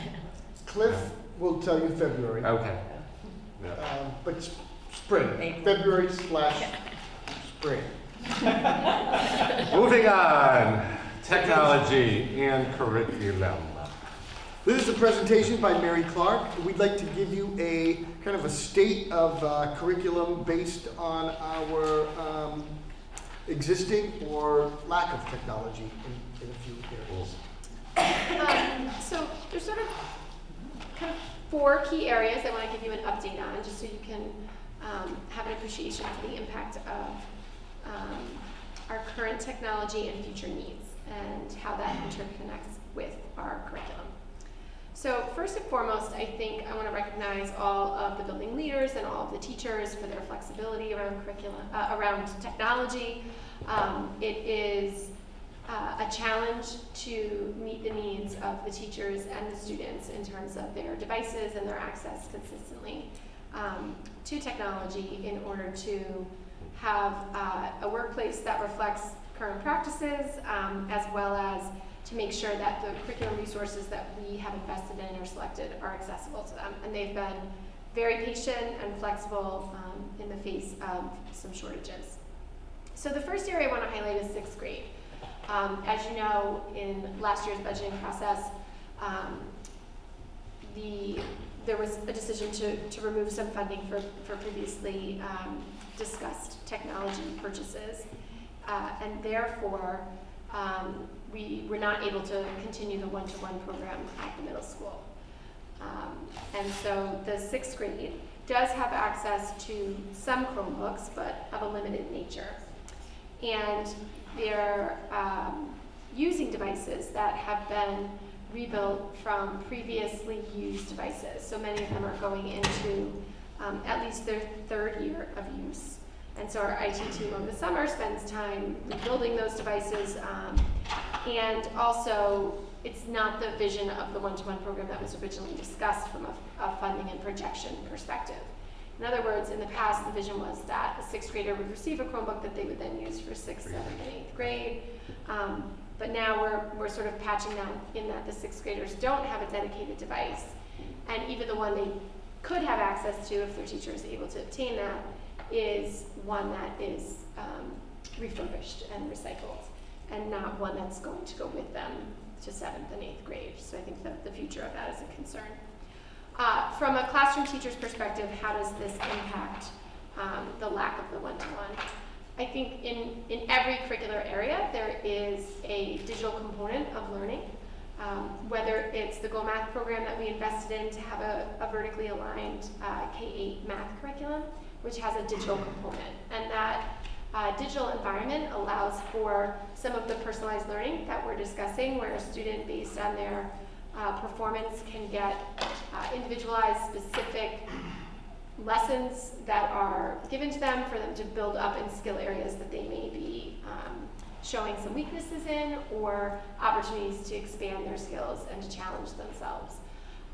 That is something that ideally a teacher is integrating on a regular basis into the classroom in order for that data in the online platform to be most current and accurate. And so if you're using it sporadically, then the program doesn't have as much access to the student learning to inform that personalized lesson plan. In our writing classes, our students have been writing in Google Docs for much of their career, and we want them to use that environment because it gives them the opportunity to collaborate on shared work with other students, and also it's the most efficient and immediate way for teachers to give feedback on their writing.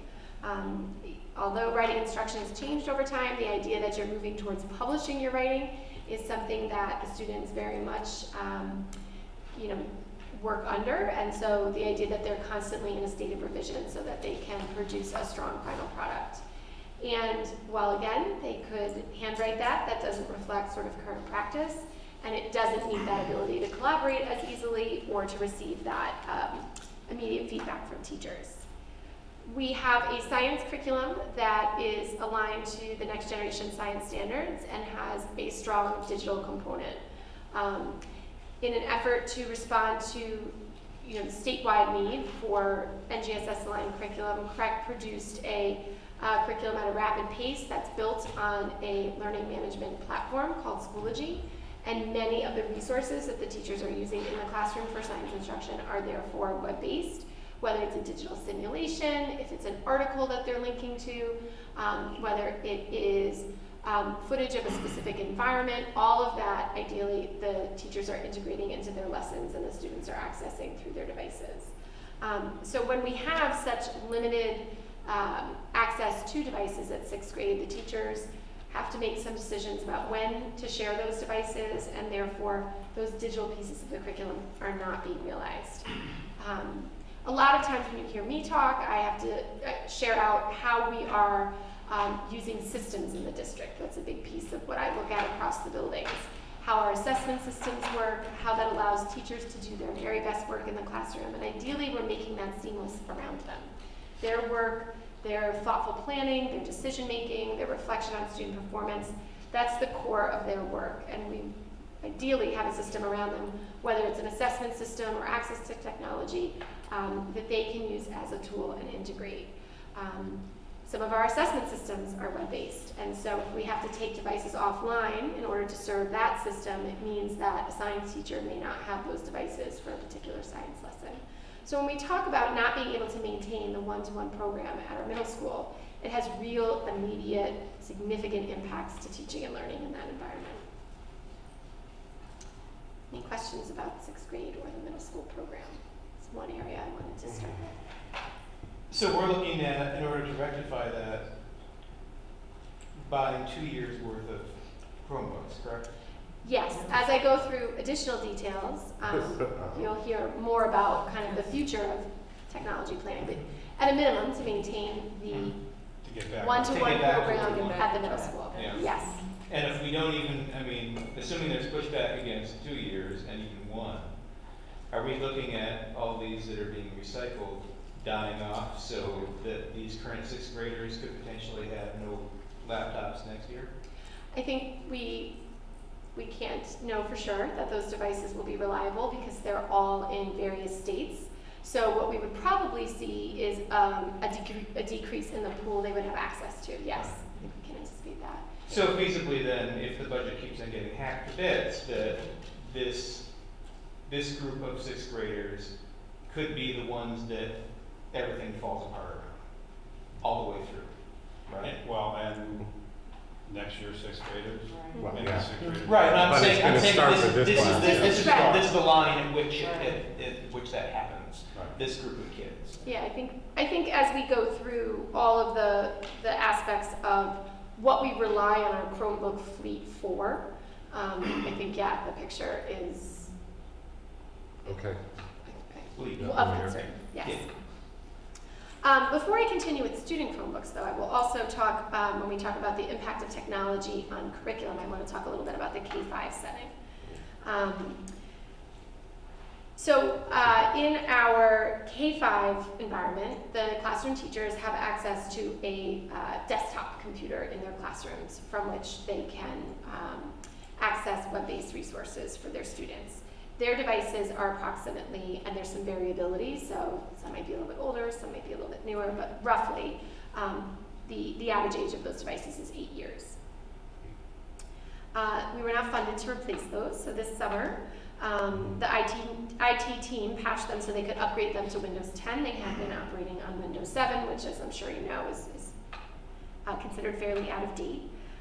In fact, Windows 7 will be end of life in January, so Windows has been communicating for some time to prepare for that. Because once operating system goes end of life, nothing can be updated on it. It won't maintain any security or software applications.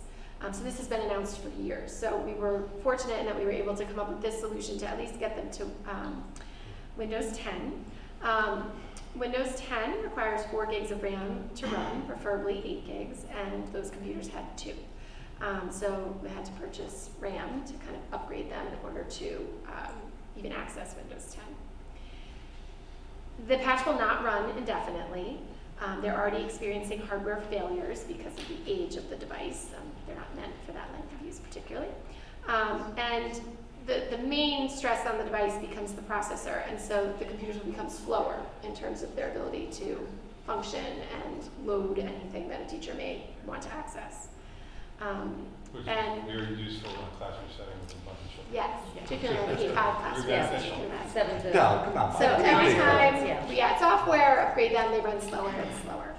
And so I think what we see is 2 problems. One is the immediate classroom management issue, and there is a significant amount, again, of curriculum tools that the teachers ideally are accessing that we've purchased to support instruction. I'll use, again, that Go Math the platform at the elementary level is called Think Central. Again, it has this personalized learning environment, but also it has all of the materials the teachers are using so they can model that. So when you're teaching first grade, you're teaching the content, but you're also teaching the process. And so if you can pull up the page that the students are looking at and model through, but if your computer's going to take 10 minutes to pull that screen up, that's not going to really function for a classroom setting. The other piece is that the teachers are sort of chained to one location in the classroom and don't have that fluidity in their work to be able to take the device home, plan. They can do that work if they have a home computer and save it in a web-based environment, but again, if your work-based computer is so slow, it's really going to be a challenge to utilize all the tools that we've given them. And their day, down to the minute, is incredibly important. The one thing we talk about the most in terms of the expectations on them for teaching and learning is time. And so the idea that they are waiting for a device to function when you have the demands of 22 very young learners who all have different needs, learning styles, social emotional plans, that is not a functioning environment. And so that's sort of a second significant concern. They're 8 years old, you said? Yep, that's the average functioning age of them. Jeff, hold your comments. Hold your comments. I think the idea of a teacher, well, I'll just speak to sort of personal experience. I think the idea of teachers having access to laptops as part of sort of their standard operating tools has been a norm in the field for some time. So I think the first time I started work as a classroom teacher that I was given a laptop and said this is part of your toolkit was 2002. And never was without one from then on as a classroom teacher. Because so much of what you're doing, whether it's looking at student work, lesson planning, building presentations, grading, you do all of that work online, and you do much of that outside of your contractual day. And so being able to take that home and do that work is a significant need. Student Chromebooks, in addition to teaching and learning, are how we facilitate our assessments and progress monitoring of students, which then affects every other aspect, whether you're talking about special education programming, schedule building, student grouping, everything comes from how we understand the progress that the children are making. And a key component in that is our state's expectations for assessment and Smarter Balance. That's what I was gonna ask. So, and we've been working with this assessment long enough now to understand what conditions are optimal for students, how we can best prepare them. I look forward to sharing with you in October some of the gains we made last year. We had a very strong year. And part of that is exposing them to the assessment environment, and the state has made that possible. I've shared with you in the past, Smarter Balance is an assessment system. So in addition to the May summative, there are something called interim assessments that students can take on a periodic basis, and they're brief in nature, they're non-secure, so you can talk about them with the students. There's a number of tools that support how students come to understand the application of their skills and knowledge in that setting. Every year, the State Department of Ed will announce in the fall the Chrome operating system that they will support throughout that year for the assessment. And Chrome does frequent updates to their operating system. And so, I'm just going to use some random numbers here, don't quote me, but say it's update 73. They may say 73 and above, you're fine. But if you have devices that are going to age out on update 70, they can't be updated, they can't be used on an assessment. So we are definitely in a significant area of concern when it comes to student devices K-5. Those devices were part of, they expire essentially every year. Chromebooks by design are meant to last about 5 years. And so every year that we're not replacing them on the recommendation of the capital schedule, we're falling behind. So in addition to the one-to-one programs, having an effective fleet of Chromebooks at the elementary level is not just related to curriculum, but our ability to meet state expectations on the assessments. But I don't want to interrupt, but so what happens in the scenario this year, next year, we don't have updated enough Chromebooks for the K-5 to do those assessments? What's the option? The state has produced a testing window in the spring that runs from early March or mid-March, it changes a little bit every year, so forgive me, to late May, early June, depending. So you can spread out these. Like piece by piece? Oh, wow. So from a management perspective, it would be incredibly challenging, nor is it what is necessarily the best opportunity for students to show their learning. The assessment was moved to the spring so that we can demonstrate a student's learning over the course of the year. The state used to test in March and made a distinct decision to move it later. They provided a long window in the case that a district was not able to. It's very rare at this point because most districts have these tools. But we would have to rotate the testing calendar, sort of cascade it across the school. And particularly the middle school, I think that would be very challenging because they have the peak population of the district in that building right now, and every student in that grade level in that building is taking Smarter Balance in math and English. They also have NGSS in 8th grade, so that's another assessment on top of the math and English. So if you have to take a small pool of devices and rotate that across the calendar, it's challenging to ensure the delivery of curriculum. Students would not necessarily have access to the learning that they're being assessed on because it's scheduled to be taught in April and now the test is in March. There's no more time before March. And so I think the challenge of that too is anytime students are testing, as the building principals can tell you, you're trying to create certain kind of calmness and support of that environment so that students can focus on that. It can produce anxiety for children, so we want to keep things calm. And if you're doing that over a 12-week window, it's just hard to maintain those conditions in an appropriate manner that's really fair to the learner.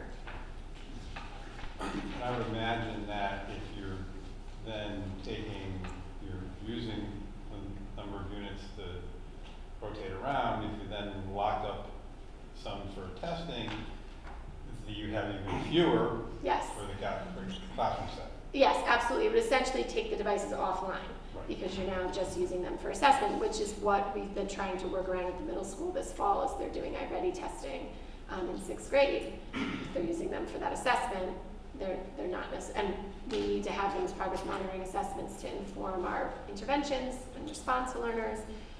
Once those tools are being used for assessment, they're not being used in teaching and learning. The first year of the capital replacement plan, and I won't go into all of those details because we can certainly look at that closely, was to replace 150 devices, and then the following year the recommendation was 450. And that recommendation was not met. It doesn't mean that there were no purchases, it just wasn't at that level. So when you asked earlier, Jeff, about if we're not doing this on an annual basis, the devices continue to age and they have expiration dates essentially. The other piece that's one to consider in future budgeting, and again, if we could go into more detail, and this would certainly impact curriculum instruction, is that a lot of the infrastructure for the district was part of the high school renovation project and had 3-year support plans built in, which are going to start to expire, and so we'll have to purchase those support plans for example, the licensing for our wireless system, our wireless network would now start to have a cost associated with it, which was always part of that project. That's not new information, but the timelines are approaching. So I think when we look at, whether it's a single grade level, which can be, I think, really natural that our attention is drawn there, because we know we used to have a one-to-one program and know those learners are without devices, or we anticipate those sort of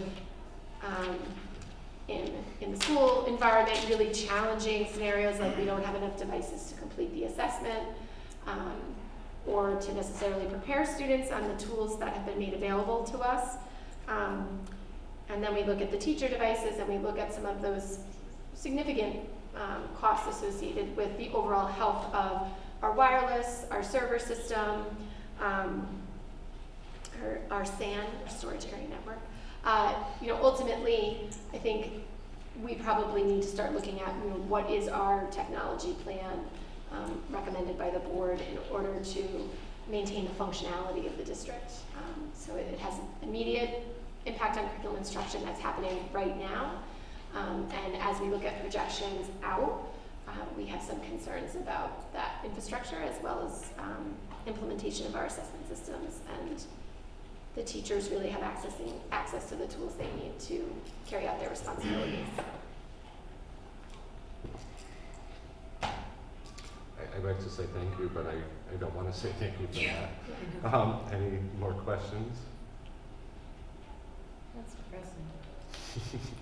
I'm not surprised with that. It's not anything we didn't know. No. And that's why we put in the budget. Yeah, And severity. we advocated for it. I mean, you have technology town-wide, you need a plan, you need to stick to it, period. This technology's not going away. Everybody on the town side, I mean, nobody's taking away Jeff Jilka's computer, or I'm sure his computer's not 8 years old and doesn't use the software it needs. This has got to get better, because it's really, really, like Mary said, hurting the kids. It's their future and they're not getting what they need. It's a technological world. That's the way it is. That's the way they have to learn. Those are the tools that are Those are the used. tools. It's Yeah. like a At the pencil same and time, we're notebook also 50 years increasing the number ago. of kids in each class, so it's, we're kind of multiple directions. So I'm sure this will be at the top of the list as we get into the budget stuff on how we're going to approach this. Okay. Well, thank you, Mary. I'll look forward to some very interesting conversations with the capital committee when it's reformed. Yes. Oh, yeah. So you're going to be there, right? Bring Mary with you. Yeah, there's no way I'm missing those meetings. No. I'm already saying Mark is our rep for capital committee then for next year. Yes. Okay, moving on. New business. We have something we want to do. Go ahead. So in your packets, there was an application for the CABE Board Leadership Award. And I even showed you the level 2, the Board of Distinction Award, which I think you would be eligible for. However, in order for the Board of Distinction Award, you have to be a Board Leadership Award recipient for 2 years prior.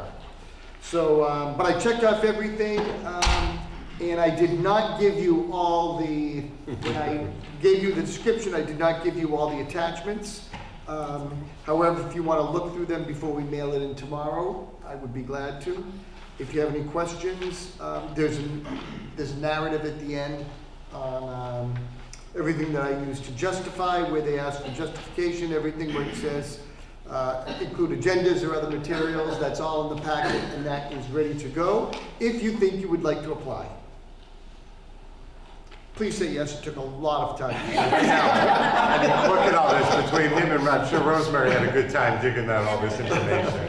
Is there any reason why we wouldn't want to apply? No, No. And it was funny because I was going to ask Paul about it at the same time I was at your office and you asked about it. And I'm like, I think we have an awesome board. How many times have I said that? How many people are sick of me saying that? But, I mean, I go to the CABE convention every Yeah, year, and all these this other is- districts are getting awards for what they do, and I'm like, we do the same stuff, Yeah. even better. So Yeah. why not get recognized for it? Will it be cake? If you get this award, I There'll will be drinks and hors d'oeuvres. Yeah. Drinks and hors d'oeuvres and We dinner. will get donated cakes, so as not to take away. so yes, from we want to do it. Yes, we want to do it. I will do an advertisement for the CABE conference because that's where they usually present the awards. Yep. Mary and I and Chris Sullivan and Andy Gonzalez will be there to gladly accept your award, but sometimes it's nice if there's an actual board member at the convention. So consider Friday, November 15th. It's a great day down in Mystic. It starts at 8 in the morning. It goes till about 11 at night. There's 3 meals included, and it's pretty decent. Yes, I want it. Okay. I usually stop at the casino on the way home. I stay overnight and keep partying.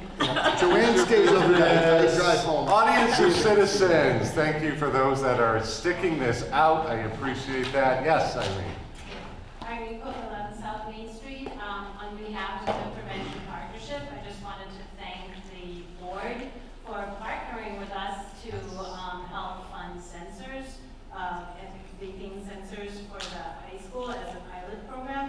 I just want to say that I know there was some shock that the self-reported survey, there were only 30% of students vaping, but if we say it's 150 students out of 500, that all of a sudden doesn't sound like such a small number. So I think, you know, we can run into a misperception that there's a social norm that everybody is vaping. It's still a significant number that's vaping, but not everybody is. And therefore, I think students should feel empowered not to have to go along with what everybody is doing. And I think these sensors may be a step in the right direction for that. So hopefully they'll be able to be used successfully. And I definitely think it needs to be a multifaceted approach, that we have these sensors as kind of a deterrent, but we also have the education and help for cessation programs in the high school. There are some students that have confided that they started using vapes in middle school, and that by the time that they have gotten to high school, they're highly addicted to the nicotine. So I think definitely we want to continue working with the middle school to provide education materials. And I know that some of the students here at the high school have wanted to reach out to middle schools as well. And I don't know if there can be some kind of mentoring program for that. Yeah, and then last but not least, just a little fact about vapes. 1 Juul pod is equal to 1 pack of cigarettes. And some users have been known to go through 1 Juul in 2, 3, 4 hours. It's about 200 puffs. So just imagine, you know, young people getting addicted at that level. It's much more addictive than regular cigarettes. You can go through it much more faster. So I think we owe it to them to have more interventions. I'm sorry, Marie, how much did you say 1 Juul pod was? 1 Juul pod is the equivalent of 1 pack of cigarettes. And the cost of it is? I am not entirely sure. Okay. But Because this is where I'm, Cigarette costs these days. you know. But I want to say that they're even more expensive than cigarettes, but I'm not Yeah, sure. I think, yeah. I ought to know that. I guess it's a good sign that nobody in the audience can answer. How much is it? I know. I only got Or nobody wants to admit that they can answer. Yeah. But I More also than I'd think be like, willing to pay. Yeah, I know. That's the other thing is why would you want to waste your money on? yeah, well, so, and some feedback from Your students at the high school have actually been that they're sad that they can't go to movies with their friends because their friends don't have any money to go to movies Because they're spending their money Yeah. on baby supplies. Yeah. That's the sad reality. I've heard actually students say that. So, so that's where we're kind of at right now. Let's get the phone. But I hope that, you know, as we try all these different approaches, that we can help support the students with that. Thank you. Tanya, you got it? Yes. I'm 17 Curry Lane. I just wanted to comment about the technology aspect, and I was personally there at town council when, and William and I, they cut out $300,000 from our technology from capital. It was read from a piece of paper. I was wondering if there could be some type of, I truly don't, my hope is I don't know if they realize the impact that they've done on the Board of Education. So it's almost as if there has to be some type of campaign of Chromebooks equals textbooks, because that's essentially what it is. They took away the students' textbooks by cutting out a significant portion out of the budget. My son is in high school and he brought home 1 textbook. He said everything else is online. This is actually just a reference tool. So it's almost as if we have to gain the share the awareness to parents and to the boards to say, this is the implications, this is what happens. And oh, by the way, I realized when I was a kid, we didn't have so much more technology. So times have changed. But just textbooks equals Chromebooks, and just campaign that out so that they understand what they've done. And so parents are aware too. I hate to say this, but I truly don't know if the 6th grade parents really understand what the implications are. And I don't know if parents and residents truly understand what the future implications are.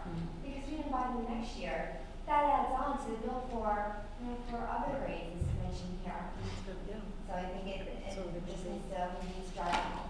That's all. Good point. I mean, that's the thing, is they thought they saved money last year, but it's gonna be, you know, and that point has to be driven home this year very strongly by parents. They can't stand Hit for up all the center school parents. those kind yeah. Anyone else have the other Seriously. comments? It's, Hearing none. Thank you, everyone. It was a long night. Have a good night. Motion to adjourn. Sorry, Roger. I'm just like, get out. Aye. Aye. I Ah. I know.